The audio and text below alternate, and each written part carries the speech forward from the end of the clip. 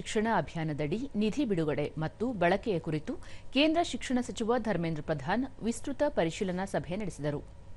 ನಿನ್ನೆ ನಡೆದ ಸಭೆಯಲ್ಲಿ ಸಮಗ್ರ ಶಿಕ್ಷಣ 3.0 ಹೆಚ್ಚು ಪರಿಣಾಮಕಾರಿಯಾಗಿ, ಪಾರದರ್ಶಕ ಮತ್ತು ಫಲಿತಾಂಶ ಆಧಾರಿತವಾಗಿಸುವತ್ತ ಗಮನ ಹರಿಸಲಾಯಿತು. ಸಮಗ್ರ ಶಿಕ್ಷಾ ಅಭಿಯಾನ, ಪಿಎಂ ಪೋಷಣ್, ಉಲ್ಲಾಸ್ ಯೋಜನೆ, ಪಿಎಂ ಶ್ರೀ ಮತ್ತು ಇತರ ಪ್ರಮುಖ ಕಾರ್ಯಕ್ರಮಗಳು ಸೇರಿದಂತೆ ಪ್ರಮುಖ ಯೋಜನೆಗಳ ಸಂಯೋಜನೆಯ ಮೂಲಕ ಸಮಗ್ರ ವಿಧಾನವನ್ನು ಈ ವರ್ಷದಿಂದ ಕೈಗೊಳ್ಳಲಾಗುವುದು ಎಂದು ತಿಳಿಸಿದರು.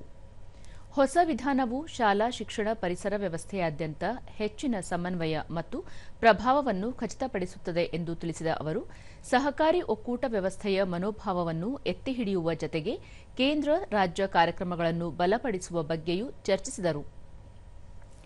ವಿದ್ಯಾರ್ಥಿಗಳಲ್ಲಿ ನಾವೀನ್ಯತೆ, ಪೌಷ್ಟಿಕಾಂಶ, ಕೌಶಲ್ಯ ಅಭಿವೃದ್ಧಿ, ಕ್ರೀಡೆ ಮತ್ತು ಕಲೆಗಳಿಗೆ ವಿಶೇಷ ಒತ್ತು ನೀಡುವ ಮೂಲಕ ರಾಷ್ಟ್ರೀಯ ಶಿಕ್ಷಣ ನೀತಿ 2020ರ ಪರಿಣಾಮಕಾರಿ ಅನುಷ್ಠಾನದತ್ತ ಹೊಸ ಗಮನ ಹರಿಸಲಾಗುವುದು ಎಂದು ತಿಳಿಸಿದರು.